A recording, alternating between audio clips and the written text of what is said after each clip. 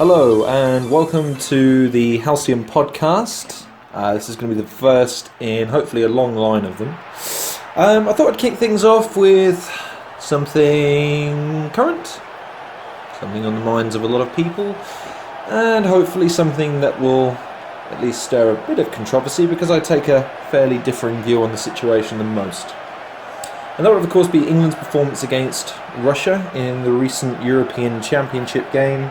Opener in fact, where England were 1-0 up, courtesy of an Eric Dyer free kick, going into the dying moments of the game, only to be felled by a freak of a header, to be perfectly honest, in injury time from the Russians due to an oversight by the England defence and a late run by the Russian centre-back. It's caused a bit of a debate.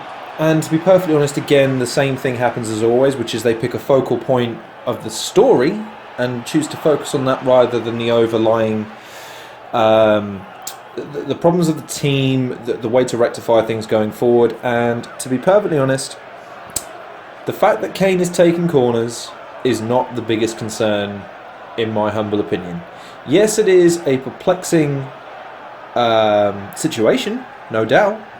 And of course, why you would have your top goal scorer taking corners when you have Dele Alli, Adam Lallana, even Wayne Rooney on hand to take the corners themselves is something that will rage on, no doubt. But that is the story that people seem to be fixating on, because by and large the performance was positive.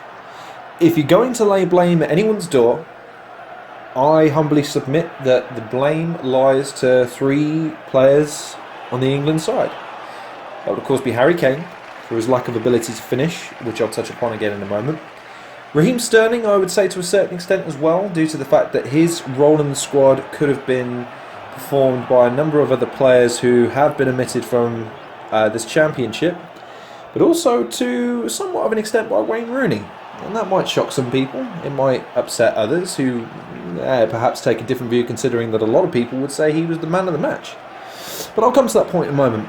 The first I want to touch on is Harry Kane. There's no doubting the guy's ability, potential, and the fact that he's cemented himself as a striker of the highest calibre. I personally wrote him off as a one-season wonder when he came out of nowhere for Tottenham. An absolute gem of a player. He's built on last season by solidifying his abilities, his talent for making runs, but also holding up the ball, being able to strike the ball with pace, but more to the point, being able to utilise the chances when they come. This game, that didn't happen. He lacked a bit of sharpness, he lacked a bit of intent. This was further enhanced by, again, a positive performance, but a lacking performance from Raheem Sterling, who just lacked a final product. Kept on making runs, kept on challenging players. A very, very tricky pass to Danny Rose threatened. Unfortunately, Dele Alli wasn't able to attack the ball in the way that you might like. Another chance, I believe, even fell to Harry Kane, who was inches away from knocking the ball in. But it's one of those situations where plenty of runs, but no final product. And considering you have Andros Townsend and Theo Walcott sat on their asses at home doing nothing, considering that they, in all probability, could have performed exactly the same task, with perhaps even more of a degree of experience, is a worrying prospect for England, because Raheem Sterling, I feel, is still a bit of a question mark. You know, you look at his assist record in the Premier League for both Liverpool and Manchester City, and his goal scoring record. It's marginally, if not debatable, whether or not it's better than Walcott's. Certainly better than Townsend, but Townsend's had a bit of a resurgence towards the end of the season with Newcastle. And I just feel that he was one of the weak points of the team when you consider the fact that we were playing against a Russian side with an ageing back four, a lacking midfield, and a strike threat nonetheless, but a big target man. You stick two centre-backs on him, there's no problems. The midfield was controlled in large part by Rooney. They tried to press the team, but our passing ability far surpassed theirs, which is where I come to Wayne Rooney. Man of the match performance, yes. An excellent player, yes. England's record goal scorer, yes. All very good points, all very valid points. How many times has he won the game for us against big teams? And I'm talking the big teams. My point to this isn't to upset Man United fans, it isn't to upset England fans or Rooney fans or anyone that would look upon that performance and say, well, how can you lay the blame at Rooney's draw? And I would go even further and say I'll drop him for the next game for one reason and one reason only. Jack Wilshere. Jack Wilshere, the only reason why he's omitted from the team at this point in time is his fitness. Now, we all know Arsenal fans have very belovedly called him Wheelchair for going on 3 years now. About as frail as any player that I've ever seen. We're going back to Darren Anderson now, Owen Hargreaves, Michael Owen, the list goes on, but Wilshere, see, even though I make the mistake, is up there.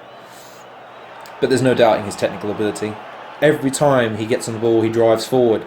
Every time he's trying to link up play, he's trying to look for the intelligent pass.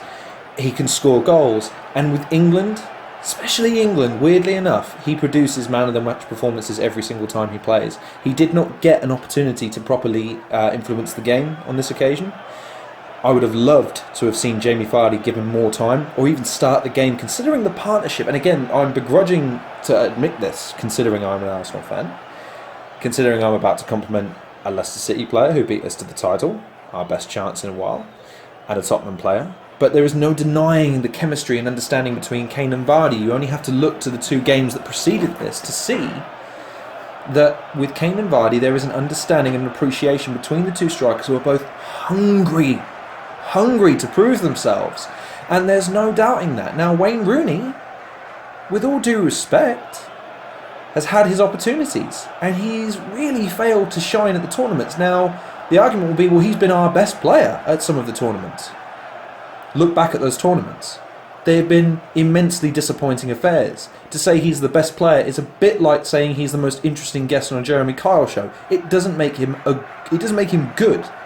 It makes him a strong point for a bad situation in previous years. If you want to finally get over that hump of a major tournament and not being able to progress or perform to the best of your ability, you need to think, how can we change the attitude? How can we change the mentality? There was no match winner in that team while they played.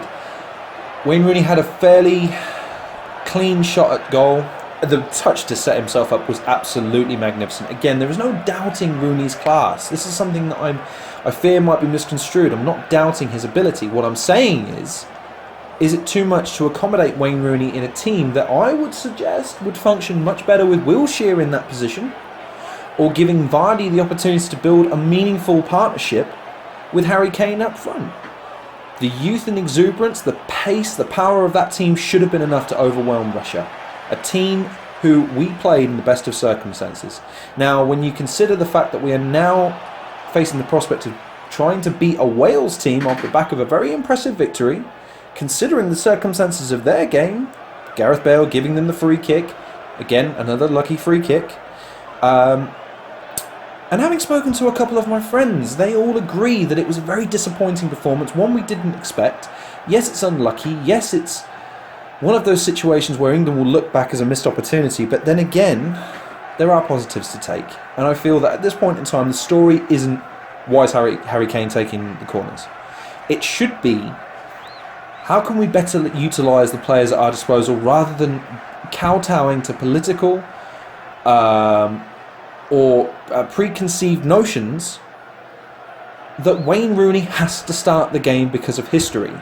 History is not on England's side here, and if we want to progress from this tournament, from the group stages, and go and give ourselves a strong showing in the latter stages against the likes of Germany, who, by the way, as I sit here recording this podcast, are 1-0 up against Ukraine and are pressurising them on a fairly regular basis, you need to utilise your chances in a tournament situation. You cannot rely on players who are resting on their laurels, who are making the best of a bad situation. There is no excuse not to go for glory. If anything, Leicester's performance this season over a prolonged period of time, yes, is not to be taken as the norm from now on. It sickens me whenever someone brings it up and say, oh, we have to redefine how we win with Leicester. No. Leicester's performance is immense precisely for the reason that it will probably never happen again. However, the fact that they have omitted Danny Drinkwater from the side, considering the season he's had, and they've opted to drop Vardy to the bench, is a mistake in my opinion. Considering the players that you've got in the team at the moment, yes, world class, but look at the seasons they've had. So, in the game to come against Wales, I hope we have a better showing. I hope we create the chances again, but we take them a lot better. I hope we're wary of the counter-attack that Wales will present. The diagonal balls that we're playing in the first half really confounded their opposition. And considering how lacklustre we've been in defence recently, I can see us falling victim to that unless we're careful. But I still feel that there is plenty of positives to take from this tournament. We can still give a good showing in the last 2 games. Win against Wales, our destiny is very much in our hands. There is still definitely plenty to be positive about. Anywho, I'm going to bring this first podcast to a close. I hope you've enjoyed it. I hope it's given you something to think about. I certainly hate spouting the same crap that everyone else seems to be coming out with these days, and I'd rather look past the story and look at the reality of the situation. The next podcast hopefully will be coming up in a couple of days. If not, I'll upload them simultaneously so that you can have a smorgasbord of issues to digest. Hopefully going to be getting some guest speakers in soon. I can't say who because I don't know when or how or who or what we're going to be talking about. But trust me when I say we've got some controversial guys with some strong opinions, and they're all going to want to get their 2 cents in. So, thank you very much for listening. This has been Lorne. This has been the Halcyon podcast, number 1 of hopefully many. And I will see you very soon.